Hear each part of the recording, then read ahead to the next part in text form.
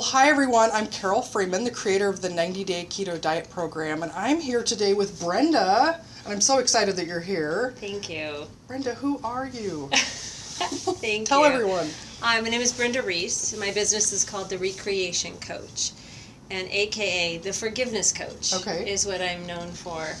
I have a certification as a Radical Living Master Coach through Colin Tipping, who created the Radical Forgiveness process. Okay.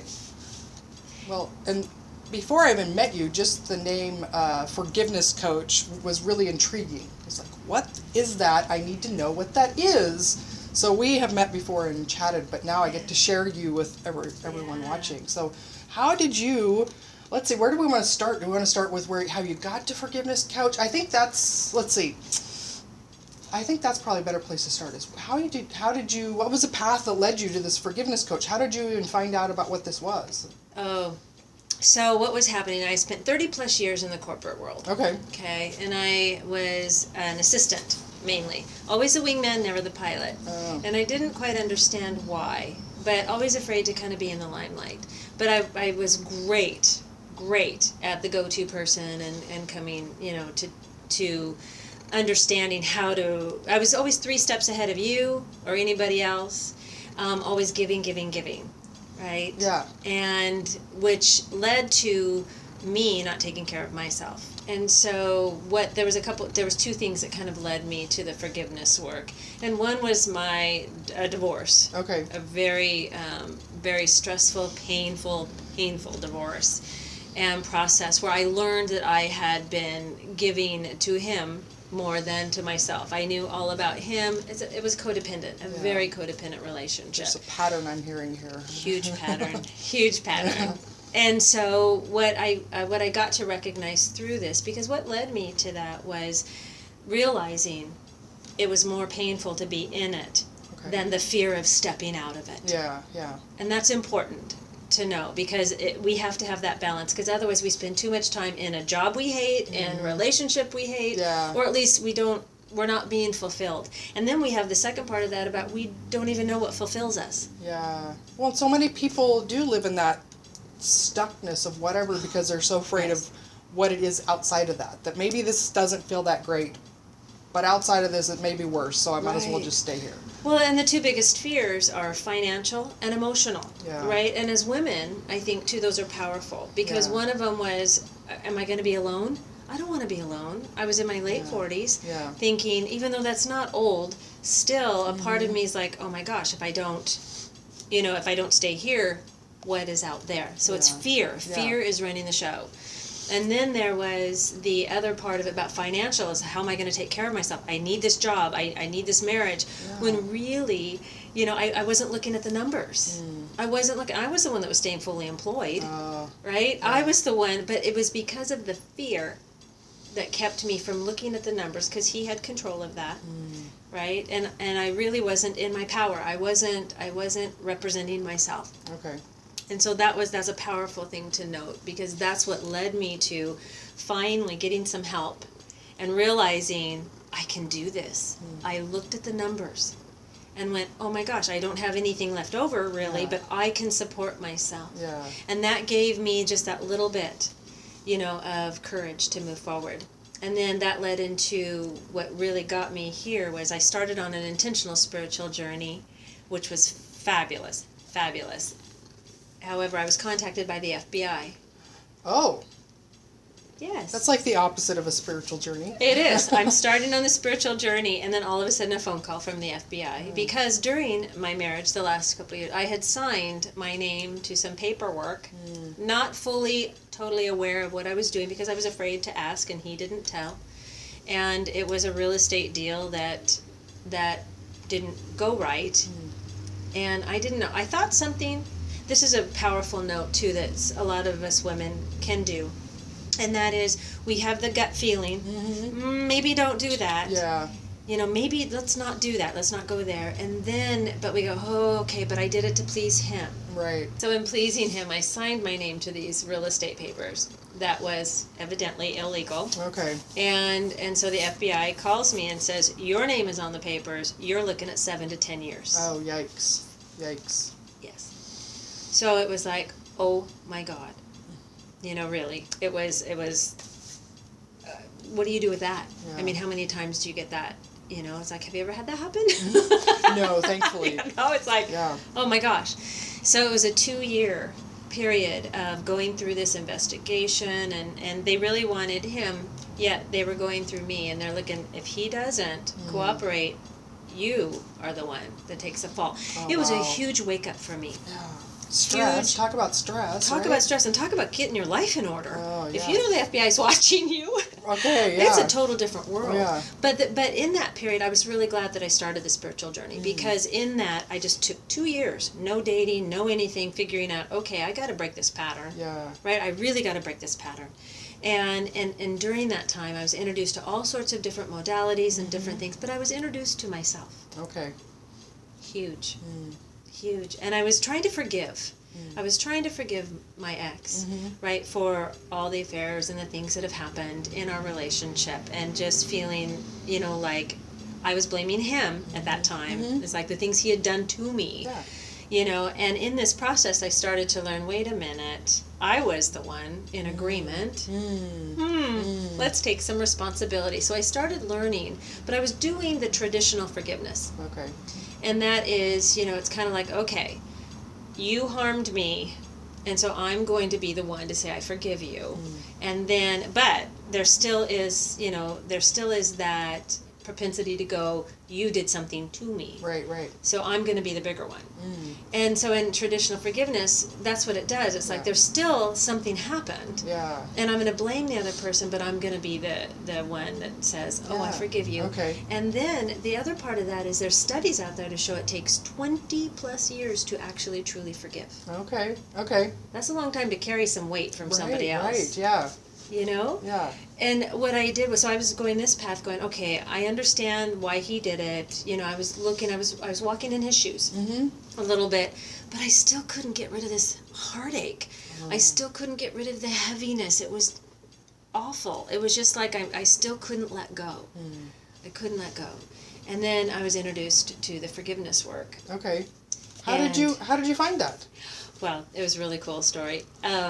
So what I had done was I had, my body started breaking down, as I alluded to earlier. Okay. So I started getting these headaches and these optic migraines, and my hands started going numb, and I'm like, what's going on? And I was in a job that was draining me. And when I had gone to a therapist, she said, you're working for your ex-husband, really. Oh. See, the same pattern. Okay. Right? It was a wake-up call for me. It was kind of, honey, look at yourself. Look at what's going on. You are worthy. You are good enough. But I didn't see it. Meanwhile, my body was getting my attention. And that's huge for people who have pain or who have anything like that. Our bodies talk to us and tell us, hey, let's look at something. Yeah, and stress is so underrated as far as how detrimental it is for our health. Well, it is. And also not eating right. Right? I'm eating sugar, caffeine. I'm just trying to, I'm not eating what I should be. So I'm not fueling my body. My energy is depleted. Plus, I've got this underlying belief. I have to prove myself. Oh, okay. I have to work harder. Okay. Right? That's there. And I didn't know it was there yet. And then as I, it was a few years down the road, the FBI thing got taken care of, and my ex went to prison for it. And then I ended up meeting my current husband, who is amazing and so kind and so different from everybody else. But during this process, I needed to take a medical leave for the neck fusion and the back fusion that I needed to have. Yeah, and I had them 6 weeks apart. So I took, because, you can't take too much time off work. Right? Because, I needed to get back to work. Yeah. And even though it was killing me, it was like I needed to get back there. And so 6 weeks apart, which I wouldn't recommend at all. But in this process, I was asking, okay, universe, somebody, what am I here for? Yeah. What am I here for? And so it was really cool because I wanted an answer. If you could just tell me, I will follow direction. Right. Just give it to me and I'll go with it, right? Because I have a little perfectionism going on in there. And so, so I got this. So we decided we were going to go to Mount Shasta. In between my surgeries, we were going to take a little trip. Okay. And I'd heard about Mount Shasta, and I was just kind of called there. Never been there. And I got this pamphlet about it. And I flipped to this page that had this advertisement. And this woman's picture caught my attention. Okay. And I thought, oh, I don't know what it is, but there's something about her. And then it said forgiveness coach at the bottom. And I went, that's it. I don't know what it is. That's it. Okay. Oh my gosh. And so knew. I just knew. So I called her, and she happened to have one opening for that day, that we were only going to be there a couple days, and that was the right time slot for where we could do it. So, it was beautiful. And I met with her, and just the process that she took me through helped me relieve some of my pain. It helped me breathe better. I just felt like, oh my gosh, and she made a connection for me in a pattern that I hadn't realized. Okay. And that pattern was a pattern of 5s. Okay. And so as I was telling her, she's like, tell me about your marriage. I was married. I've been married, 3 times. This is my 4th. And the first one was 5 years. The second one was 5 years. The third one was 10 years. My job, 20 years. My other job, 10 years. She's like, so what happened to you when you were 5? I'm like, 5? Well, my dad left. So, it's the beliefs that we set. It's the stories, right? That we actually come up with that feed what we need to learn. It's beautiful lessons, really. At the time, it doesn't feel like it. Right. It doesn't. So it was in that I went, oh my gosh, we all have that. We all have little patterns trying to get our attention. Yeah. I want to learn how to help women do that. I came out of that session feeling so much better. Then I went into some workshops, and I worked with Colin Tipping directly, and I went, this is it. This is it. And so, I went forward with that ever since. Okay. Well, how did that affect then your career? Because you were still really embedded in your career. What was that like, switching from type A drive, I gotta achieve and prove myself that I'm as good as these men, and to realizing that what your true calling and passion was? That's an unwinding. Okay. It's an unwinding that happened. So what happened was, after my back surgery, it actually had some complications to it. Okay. And so what that did for me was allowed me to make the decision to go, I can't go back. I can't go back. I wasn't able to do that capacity. I wasn't able to sit. I needed more freedom to be able to move and go to physical therapy, because there was some nerve damage that was done after the surgery. And so, but what that did was, it really helped me really step into what I needed to step into. Okay. So as we know, when we take on any kind of nutrition work or coaching work, really it's for us first. Right? Yeah. As your beautiful transformation shows. Yeah. Oh my gosh, which is amazing. Yeah, you have to heal yourself. You do. That's I'm in what is it? Therapist, heal thyself first, yes. or doctor, heal thyself first. Heal it's thyself. Whatever profession you're exactly. in. Yeah. And so what I didn't know that Okay. until I embarked on this journey, and then it was like painful, in the sense of just where I had wrapped myself so much in somebody else's dream, somebody else's desire, somebody else's wants. And what I got to do is unwind myself from that. And using the tools of radical forgiveness was amazing, was helpful. But it was a process. And that's one thing that I didn't realize, was the process. It's a shorter process than how I got there. Okay. But what I did was, I had no intention of being an entrepreneur. Oh, okay. I'm not one of those that say, I want to own my own business. I don't want to work for anybody else. I was definitely a corporate person. Okay. I mean, it was like, that's my life. Yeah. I manifested that job. Okay. The executive assistant and to a vice president, I manifested that and about died. Yeah. So be careful what you ask for. But it was a beautiful lesson. So the unwinding part started in the forgiveness coaching. And what I did was, I got to kind of really work that. So I got to step out of that job and start doing my coaching with the help of my husband, who was saying, okay, we can do this together, financially support that. And so I was very grateful for that, and that embarked on that. And then I got to go into the, also I added another certification to that of Heal Your Money Story, because that is about belief. So Soul Journey's Heal Your Money Story program was beautiful. Because it's not about money. It's never about money. It's about the stories and the beliefs underneath it. So that added to my forgiveness work. And then I also did Akashic Records, which was a fascinating journey of learning to tune into myself. Okay. And help other people tune into themselves too, which added to the coaching. So when I dived into those, it helped with the unwinding process, because for anybody that's in corporate, they know if you really don't want to be there, there's something else. There's an unwinding that needs to take place. Yeah. We'll talk about the opposite of the corporate world. Akashic Records, right? Like, you said you were definitely, corporate minded and that was your career path. Like, how was that then, exploring that other side? Or have you always had that spiritual side of you?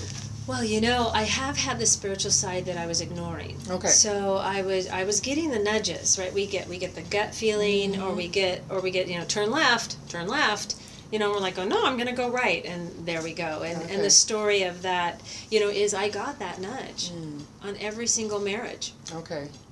Every marriage. Ah. And it was like, and I went, no, because of fear, right? So I kept ignoring myself, but it's wonderful that, we don't ever lose it. All we've got to do is tune into it. Okay. And so what I started to do is, after the surgeries, I started to go, okay, I need some help, bigger help than what I can do. And so I started to learn through some different modalities of how to tap into that. Okay. And, I've had so many people share their stories with me about that. Like one woman that I know, that she was driving down the road and she said she heard in her head, turn off the road, park, turn off, park, now. She ignored it, and they said, now. Ignored it 3 times, now. And she's like, no. She's like, what is going on? And she got in an accident. Oh, wow. And so it's powerful to listen, and so with the Akashics, learning to tune in, because that's what I did. I thought, okay, I'm getting the nudges, I've ignored them. Okay, and I didn't have things speaking to me all the time or anything, but I started out just learning little steps of automatic writing, and then getting some readings, and then really tuning into, okay, let me learn to trust, because that's another thing that we don't do. We don't trust ourselves or life. And I didn't realize that through the trauma and the experiences that I've had in my past, I wasn't trusting anybody or anything, let alone myself. You had to take care, you were in charge of everything and had to take care of everything for yourself, right? Everything. Yeah. That's how it felt. It was everything. And I know there's a lot of women out there that do that, when really all we want is somebody to say, you have permission to breathe. You have permission to just sit here. And you're okay. You are so worthy. It's beyond belief. And people that when somebody told me that, it's like, you have value, you're worthy, you have a reason to be here. I'm like, oh my God. And so that's what the Akashic work had helped me with, and working with a woman who was very intuitive. She was a beautiful guide and a beautiful mentor that took me through the Heal Your Money Story and the Akashic classes to learn to tap in. And then working with other women, to kind of practice and to help people, like you would, I would help you tap in and get some answers. And it also helps with the coaching as far as breaking through resistance, because we all have it. Oh my God. Yeah. I had a ton of resistance. And, because change is hard, especially when you're going from protection mode, survival mode, to... What? You want me to go with the flow? Are you kidding me? What the heck is that? Yeah. And then trusting myself, I thought I did. No, I wasn't. And learning that is powerful. That's what helped me step into me, was learning that about myself. I'm sure like you did on your nutrition, and your journey of that. Is you learn how to embrace yourself better, how to look at the positives and negatives, how to look at that, and then how to view it not that way. And that's what the radical forgiveness does. It's like, life happens for you, not to you. That's a powerful statement. Yeah.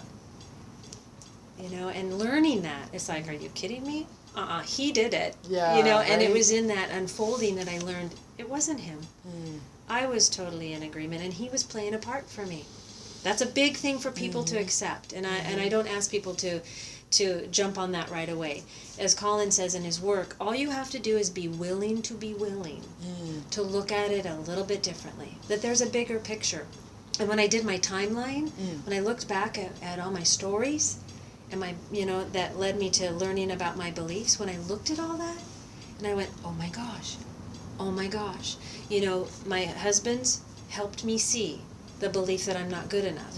They were showing me, they were mirroring it for me, right? And you're aware of the projection and mirroring. Yeah, we track those people in our life that perpetuate those stories that we tell ourselves, right? Yes. Yeah. And I'm like, oh my gosh. And learning to look at those people differently is where the forgiveness comes in. Because then it's like, oh my gosh, they were actually more of a healing angel than not. And it took me a while to get there, right? I didn't jump on that, especially my last, my ex-husband, because he was a culmination of all of those. And we all have those big 2x4s, and I got several. Oh, yeah. I didn't get it right away. But that was part of my story. And so that I learned to be more compassionate for myself and others. And experience is wisdom. Yeah.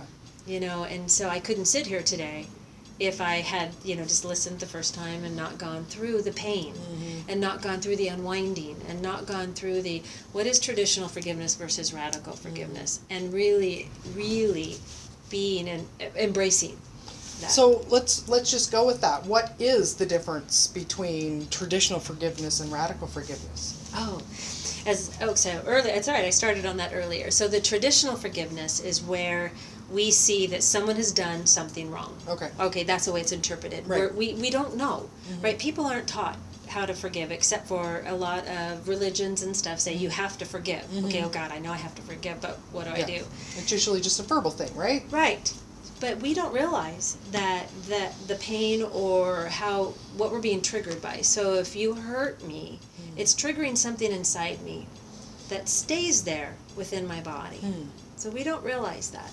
In traditional forgiveness, it's like something happened to me, right? You caused it. Okay, but I'm going to be the one to forgive you. I'm going to do that because I need to go forward. So we try our best and we do that. So I'm going to walk in your shoes for a little bit and go, well, maybe she was abused growing up, so she abused me. Maybe he's just having a rough day. Or maybe my neighbor, had a rough childhood. I don't know that much about him, so that's why they're responding this way. So that part's great. And however, where radical forgiveness comes in is where he takes it a step further. So, telling the victim story and feeling the feelings are the first two stages of radical forgiveness, and that's also in traditional forgiveness. The third stage is what we call collapsing the story, or we're looking at it. We're learning that maybe there's a different perspective. So that's where traditional forgiveness ends, because at that point you're saying, okay, I'm going to walk in your shoes. I know I need to forgive you. I got to move on. Now, is it ever clear? Sometimes. Some people can, especially people with a lot of faith and they do a lot of prayer, and they're really getting to a place where they can get to a place where they truly forgive. And before I jump into the last two stages of radical forgiveness, I'm going to jump to extraordinary forgiveness. So there's three types. There's traditional, extraordinary, and radical. Extraordinary is where you see it on the news, on Oprah, on the news, where these people are taken and beat or they're kidnapped when they're a child, and they're finally found when they're adults, and they say, I've forgiven. Okay. And people look at that and they go, how can you do that? Yeah. What? You're special. Because I couldn't do that. And then people look at the horrendous things that happen, and then there's these people that we see that are going, no, I forgive. Nelson, Mandela, huge, learning that I need to move on. And that took him a while to get there, but he got there. And so there are extraordinary cases of forgiveness, but, a lot of us are going, okay, I can't do it. Look at my ex-husband, look what he did to me. Or my ex-wife, or girlfriend, or boyfriend, or kids, or whoever it is, or a boss. And so what happens there, so you've got traditional forgiveness, extraordinary forgiveness, then you've got radical forgiveness. Okay. Radical forgiveness is a tangible process where you look at the three stages of traditional forgiveness and you say, here's the victim story, total victim, look what you did to me. Feel the feelings, because that's extremely important, because what you resist persists, which is huge. So if I'm resisting my feelings, because I'm supposed to be, if I'm doing a spiritual bypass, if I'm supposed to be, spiritual, saying, I forgive you, but I still feel angry, I'm not doing myself any good, or the other person. So telling the story, feeling the feelings, And then the third stage of collapsing the story or looking at it a little differently is the traditional forgiveness. The next stage that radical forgiveness does is they reframe it. And that's powerful. Reframing the story is powerful because you look at it not just as I need to forgive you, but you're looking at where did we collapse the story in the sense of what other stories in your life are like this one? What are the facts versus the interpretations? And we dive into the patterns and we see this to where you get to have an aha. Yeah. And what I did was when I did that work on my father leaving, because that kind of set up the belief that I'm not good enough, all men were going to leave me, I have to work hard for love. Yeah. So every relationship I was in, I had to prove myself. I had to work hard. And then every relationship I was in, there was always another woman. You know, and it's like, what is their problem? Right. What is their problem? Why do I keep finding these guys? Yeah, and then I got to go, wait a minute. So it shone the light back here. And what I learned was, perfectionism is about control. And survival is about control. Or control is about survival. And what I've tried to do is really do that most of my life to where I've had no fun. It's been work. It's work, right? To always try to prove myself. And it's painful and it's tiring. And where's the fun? Where's the fun in this? Yeah. Where's the joy? And so what I got to do is through this process up to the reframe with my father was I got to see that wait, here's the beliefs that I had. Here's where it also showed up in my first marriage, second marriage, third marriage, a guy I dated for 5 years. Which was so amazing, and I got to see that. And so when I made the connection, because self-forgiveness is about connecting the dots, and that's part of what my coaching is about, is helping people connect the dots. And to where I can go, okay, oh my gosh, I see it. I see where life was trying to help me see these beliefs. So they were, mirroring it back to me to where one day I could step up and go, no, I am worthy, and I don't have to have that anymore because I get the lesson. I understand it now. And that's what the reframing does. It looks at it from a different perspective, a bigger perspective, to where I can let it go. Because when I hold on to resentments, it's like taking poison and expecting someone else to die, as we all hear about. But it's true. I was feeling depression, anxiety. I didn't want to live sometimes. I didn't want to go on. I didn't want to die, but, I've had instances where I wanted to run into a truck. I mean, just done from the emotional pain. But on the surface, were you one of those people that everybody's like, oh, Brenda, you've got it all together. Oh, you've yeah. got the perfect life. Like, I can't imagine you have any... Well, plus I didn't want them to know. Because if they knew, then they wouldn't like me, right? If you knew who I really was... and then who am I? All of those beliefs played in, but looked good on the outside, and look at work, had it all together. Well, and how powerful is it now that you actually get to share this story? Like, how healing is that for you, that you get to be your authentic self? Well, to be able to claim it and own it is powerful. Thank you for saying that, because that's the one thing that I was just sharing with somebody this morning, was the difference of 4 years ago to today. Is where I was full of shame and guilt for the things that I had done, but the shame of who I thought that I was, right? Because I had lost myself. I didn't know who I was. And the shame of the things that have happened in my life that I carried was heavy. And on the inside, I didn't want you to know who I was. So I was protecting that. Yeah. And even though I did a lot of volunteer work and I was always there for everybody else, on the inside, alone, behind closed doors, it was a sad situation. It takes a lot of energy to maintain that facade of who you want people to think you are, right? Oh my gosh, yes. It does. It really does. And that's where the radical forgiveness has helped so much in owning that. And not just that, because I truly believe it takes a village. And it's not one kind of thing that actually gives us the ability to see ourselves. For me, it was a layering process, and we hear in learning sometimes quickly, sometimes slowly, and I'm more of the slow variety.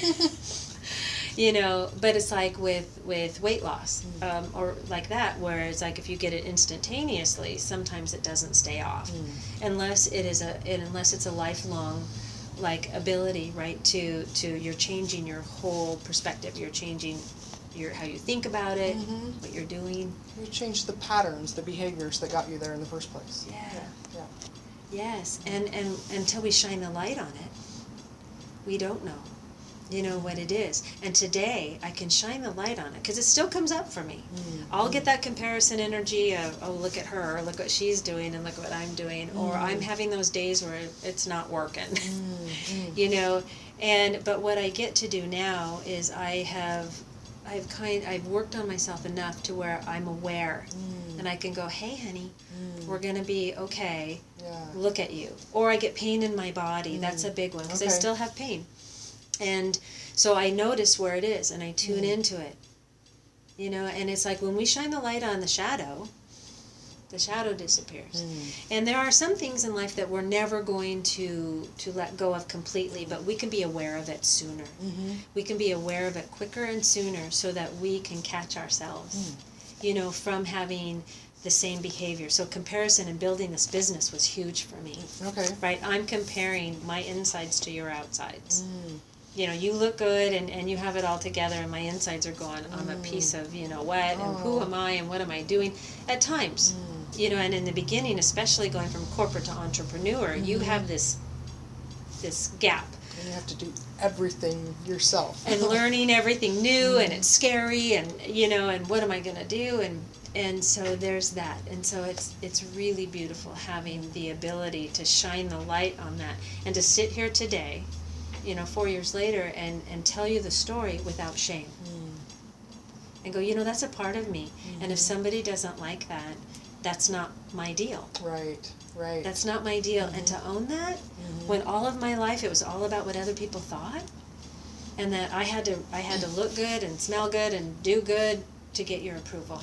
And today it's like, well, you can like me or not, because I like me. Yeah. Oh, that's great.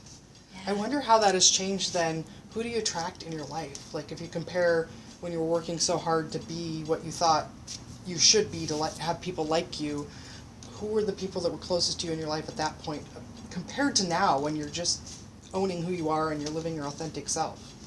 So what happened in this process was that the people that were in my life are no longer, a lot of them are no longer in my life. What I realized was I was feeding into the story. So the people that I had around me that I attracted, like you said, that we attract to us, was in my story. So there was a little more gossip, or there was a little bit more comparison, or it was more the victim stories. It's like, we don't have any money, we don't have any time, I'm busy all the time. All of these things that we use as excuses. And reasons for not doing things. So I had myself kind of in that victim story. Okay. And so the people around me, for the most part, were in that same story. Right. We were the same, we talked about the same stuff all the time. And what I got to experience as I started this journey was that those fell away. We just didn't have anything to talk about anymore. Yeah. And we didn't have, I lost a couple long-term friendships that I grieved over. It's a grieving change, brings about a grieving process. And I grieved over that because it's like, wow, but it wasn't the same anymore. And I got to be okay with that. In acceptance and allowance, it's like they get to have their life, I get to have mine, and I get to love them for where we were at. And today, every so often, I still am in contact with a few people, but today what I started bringing in was people of a different thought process and heart process.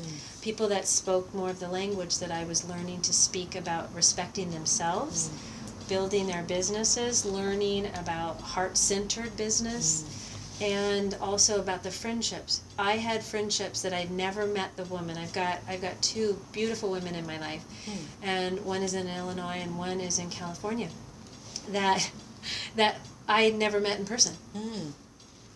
Yet they would be here for me in a heartbeat.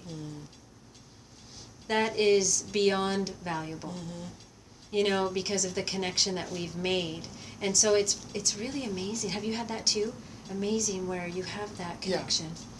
Yeah, I had, years ago that kind of awareness of like, wow, all the close friends I have are all this like constant chaos and drama. And I have the choice of whether I want that in my life or not. Like, I don't owe it to them to help them work through their own chaos and drama. And once I had that realization of, I can actually choose my friends, I don't have to have this. And so that was a huge wake up for me as well, as I want to have those people around me that lift me up and have, positive self-talk and confidence and forward motion and things like that, rather than like that victim story of constant chaos and drama, and when one thing of chaos goes away, they bring something else in their life to continue that. To continue it. And it was really neat because a good test of that for me was I stopped contacting them to see, are they contacting me? And one of them was, but the others, no. And it was really a neat process. I'll tell you really quick. I had two friends that had been friends for over 13 years. And we had gone through some stuff together because my background is I'm a recovering alcoholic and in AA, and we had met there and we were going through this, growth and beautiful experiences together. And then there are two people that all of a sudden were like gone. And one of them, she had relapsed, and so she had started drinking again, and so that kind of took place there. But my heart was very sad for that relationship. And the other one wasn't. It was like it just, for some reason, stopped. And I felt unsettled, and I felt unfinished. And what we have in one of the processes for radical forgiveness is the 7-step process. And it's a powerful process that you can do on your own. I'm also going to be doing it at my workshop in a group setting, it's powerful.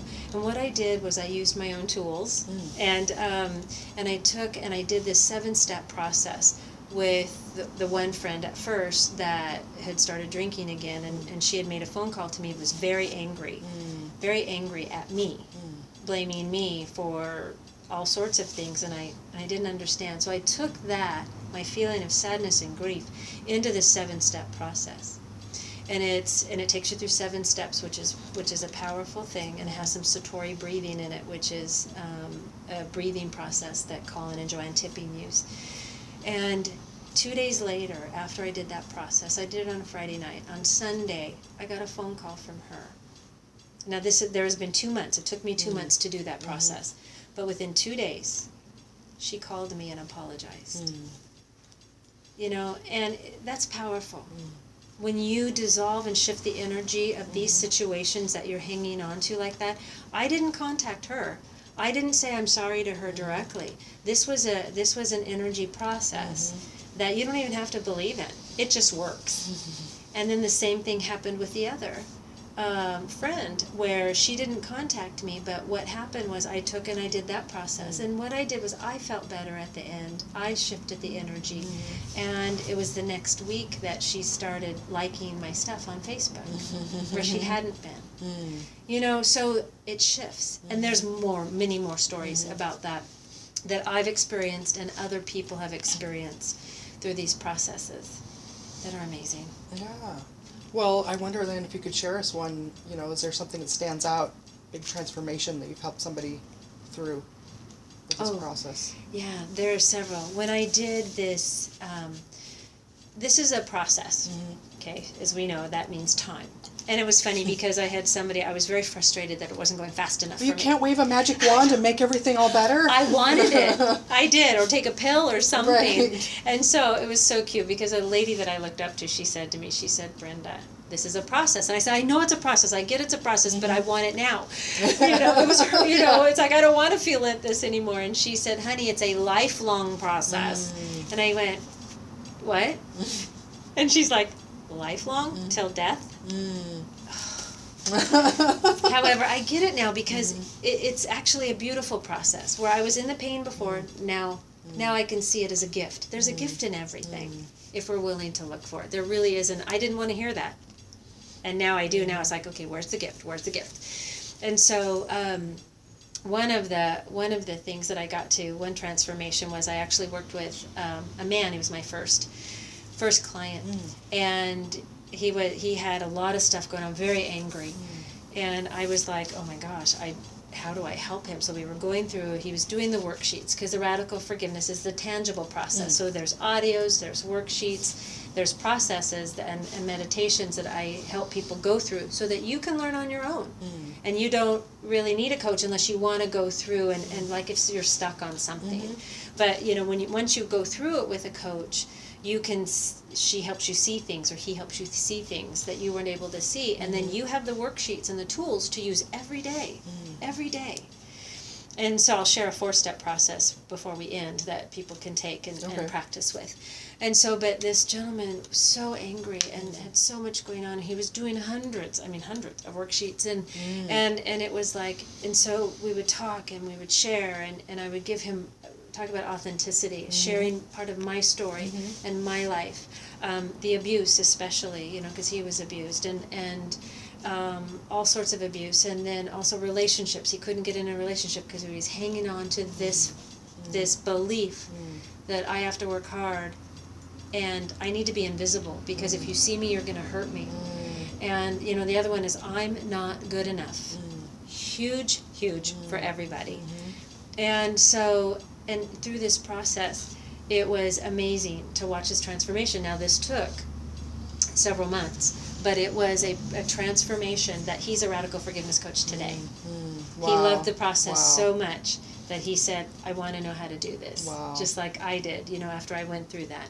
And then I did a circle ceremony where that's going to be in the workshop that I'm going to have, and where it's a powerful process of where I call out 15 areas of your life. You don't have to tell your story, but I did this for 12 people, and 6 of them had done radical forgiveness before, 6 had not, and it was powerful in the fact of you come in with something you want to let go of, and even though it's this, if you've ever done a circle ceremony process, it's in the crossing of the circle where there's power. But in the circle ceremony, you walk the circle, meaning you come in and you meet another person halfway and you say, I'm sorry that happened to you. You're witnessed, you're validated. And they say it back. And then you continue to walk the circle, and you go through 15 different areas of your life. It covers everything. And then we walk the circle again to where we say, I am willing to see the perfection in the situation. And where you see the shift in everybody. I mean, it's palpable.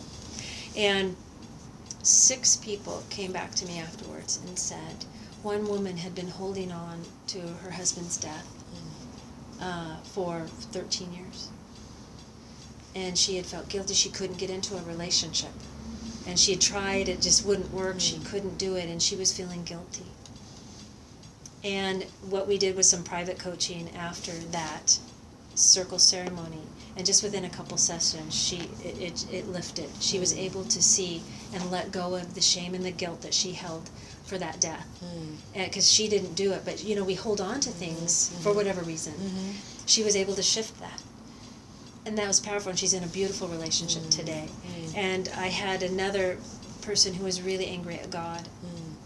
He was so angry at God.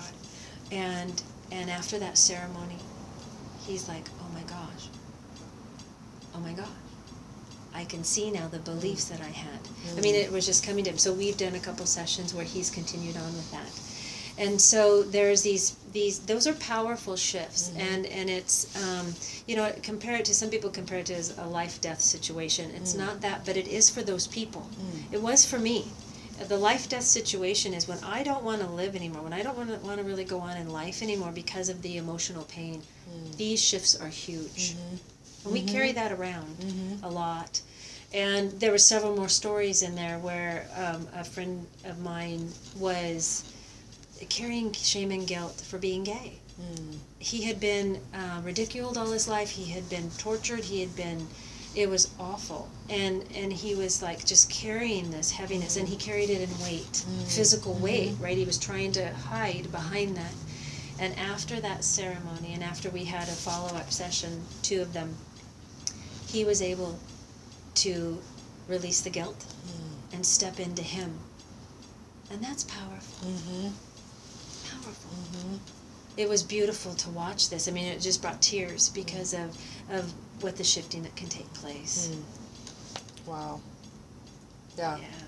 So really exciting. You must be just so fulfilled being able to do this work and see this transformation, the shift, and how much it changes people's lives and the quality of life, really.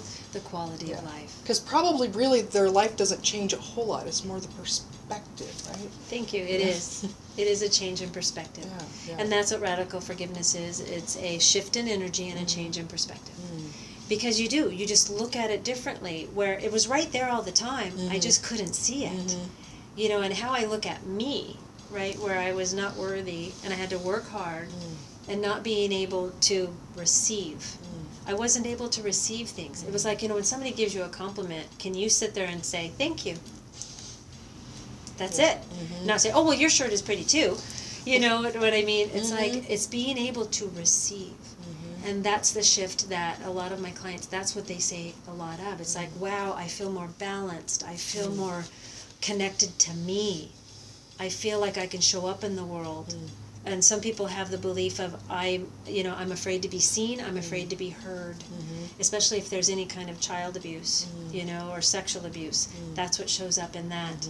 And it's like, I need to be invisible. And I had that, and I didn't know it. You know, and so that's what a lot of the codependence comes from too. That's in there. And there's a lot of this excavating that's really exciting, because how can I shift if I don't know? And some things I won't know. I don't need to know.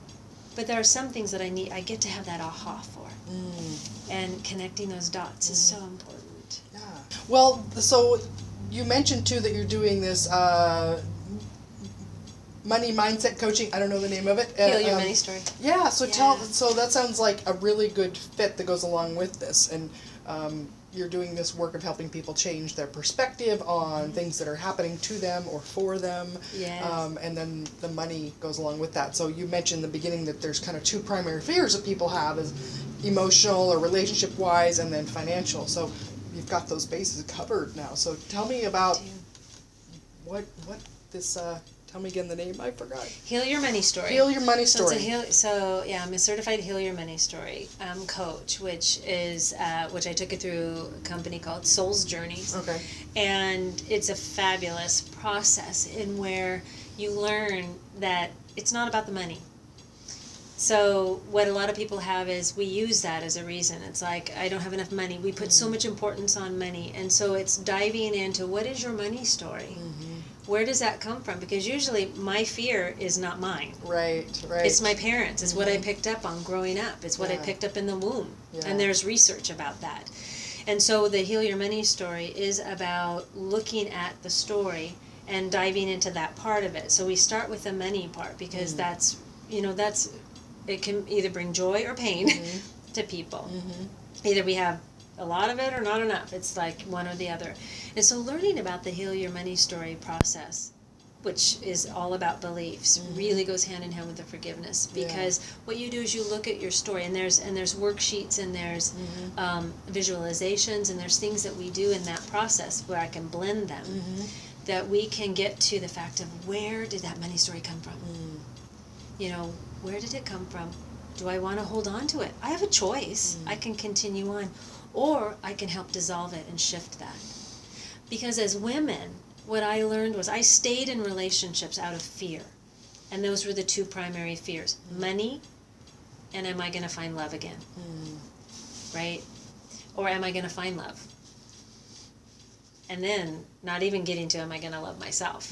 Right? But the two things we look for, the reason why a lot stay in the relationship, why we take the abuse that we do, is because we think we can't do anything different. We think we have a belief that holds us back. And so it's like that fear of, can I support myself? I can't. Can I go on to another job? I don't think so. For the same benefits, I need benefits. All of that is very real, right, to us. And then the other part is, I don't want to be alone. I've had more women say, I just want to find that love. I just want to do that. And it's sitting right here. Right? When you find this here first. And that's what the Heal Your Money Story does, and what the forgiveness does, is they do that tandemly. So we get to the beliefs because the teacher that I have, Alicia Isaacs House, is wonderful, and she teaches the Heal Your Money story. And she would say this all the time: how you do anything is how you do everything. And it took me about a year to get that. And then all of a sudden one day, because this is how it works, right? The layers just peel off. All of a sudden I went, oh my God, how I do anything is how I do everything. Oh my gosh, that means how I think about money is how I think about me. How I think about you is how I think about money, how I think about me. It's all the same, but I give power to one thing because we're programmed. We're taught that way. That's what society does, in that sense, is we have a tribal agreement to that. So it's really cool to really learn and how to dive into that, and doing visualizations like the jackpot meditation, and doing this worksheet on changing my mindset. What is my mindset now? Where do I want it to be? And what are the tangible steps I can take to bring it in? So, not just the law of attraction, but taking it too and really bringing it into right now, today. So if you have a dream or a thought to travel, it's like, I want to travel. I want to go to here. So what you want to do is like, I want to go to Italy. Okay? I want to see it. I want to think it. I want to smell it. I want to do all that like the law of attraction says. But really what the next step is, how can I bring that tangibly into my life today? And so it's working through. It's like, okay, are you a visual? Do you need pictures? Are you, audio? Do you need to be hearing something all the time? And what represents that? And so there's a visualization that you go through to kind of what will represent that to you. So when you look at it, it's right here. So you have it today. You're living in that vibration. And it's learning those things that has changed my money story. To where I also I don't look at, looking at I need to make $1 million. I look more at the fact of, okay, how can I change the vibration to receive everything that I get? Because we're receiving all the time. Most of the time we're pushing it away. And so the Heal Your Money story really dives into that, to where we get the aha. And that's what I'm about as a coach, is to help people get, and women especially, get the aha. That clear, that goes, oh my gosh. And then that's where we find the choice. Right. That's really cool, yeah. Well, so you mentioned that you're going to leave us with the four-step process that people can actually do. So. Yes. So there's a four-step, and it's funny because in the forgiveness work, it's called emerge. NC. Okay. So instead of emergency, so you can use an emergency, but you're emerging and you're seeing. Okay. And so it's helpful. So there's 4 steps. Okay. And the first step is where what you want, and it's on that little bookmark thing that I gave you, on that people can do, and on the other side is look what I created. Well, this isn't going to show up very well, but we will. Yeah. Well, we'll link it below. Okay. Look what I created. And so what happens is, so what I use this on, you can use it for anything, and there's a little worksheet too that you can go through, but just in an instant. So this is what you're doing. You're driving down the road, somebody cuts you off. You say, if you say it immediately, look what I created. If you can say that, what happens is it separates you from the emotion, right? So it brings in your observer. Like, look what I created, because it stops and it goes, oh, wait. Because then your thinking mind kind of goes, what? Wait, what? Yeah. And so it separates you from the emotion so that you can actually not just do road rage, right, and go right into the anger. You're, look what I created. And then right away you say, I notice my judgments and I love myself anyway. And that right there gives me permission to go, hey, I'm okay to be angry. This guy ticked me off, but what's happening is your mind is also thinking at this time of, wait a minute, hold on, let's think about this, right? And then what you want to do, so that's the first stage and the second stage. Look what I created, I notice my judgments and love myself anyway. And then it's like, I'm willing to see the perfection in the situation. So I'm willing to see the perfection in the situation, even if I'm not totally willing. So you went through willing to be willing. I'm willing to be willing. So if somebody's cutting me off, okay, I'm late, right? It's nobody else's fault, but somebody cuts me off, and now I'm behind because so what this does is it helps bring the truth out for me. It's not about him or her, it's about me. And so it's like, I am willing to see the perfection in the situation. And then that last one, the fourth one, is I choose peace. By the time I get to peace, I'm calmer, even a little bit. If I can knock her down a couple, then I can see, oh, okay, Brenda, you're running late. It's not their fault. That probably gave me time to breathe because I could have rammed them or gotten in an accident. And so back off. And that's okay, Brenda. It's okay. And that's where the 4 steps. So look what I created. I notice my judgments and love myself anyway. Excuse me, I'm forgetting that one. That I'm willing to see the perfection in the situation, and I choose peace. 4 things that, write it down. I keep that in the car. Okay. And I used to just put it on a sticky and keep it in my car to remind me everywhere I went. Because if I get irritated at my husband, or or anything, any situation or business, or I'm just riled up for no reason, I say those things and I get calmer. That is a powerful process. Well, it is. Yeah. It is it is really, when you start practicing, you really, because you're thinking, Yeah. what is that? Oh, the more you use it, the more you go, thank you.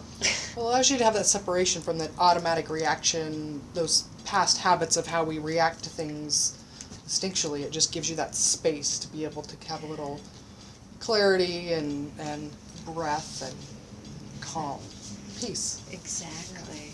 Yeah, and it gets that thinking mind. It gives our thinking mind something to do so that we can separate easier. Because once that thinking mind, once it attaches to that feeling, then we can be sunk sometimes. That's what I've learned about me, is like, if those two attach, if I can keep them from attaching, I can look at it differently. That's where that perception comes in. Yeah. Wow. Really cool stuff. So you gave us a lot to think about. You gave us some tools we can use right away. And I'm going to link your website below in the description there. And well, thank you so much for being here. I just love that you're able to share your story, and I know so many people are going to be able to identify with that, and they're going to be like, that is me. Like, I need radical forgiveness. I need to do this. So, and I'm looking forward to being able to share that to a lot of the people that I work with. The emotional part is so big in dietary change, and being able to have both of those is really, really important. So, yeah. Well, thanks again for being here. Yeah. Thank you so much. I so appreciate it. Oh, you're very welcome. I love the work that you're doing. Oh, thanks. You're welcome. Thank you so much. You're welcome. Well, that's all for now. Thanks for watching. If you like this video, give us a thumbs up. Subscribe if you want to see more. And that's all for now. Thanks. Bye.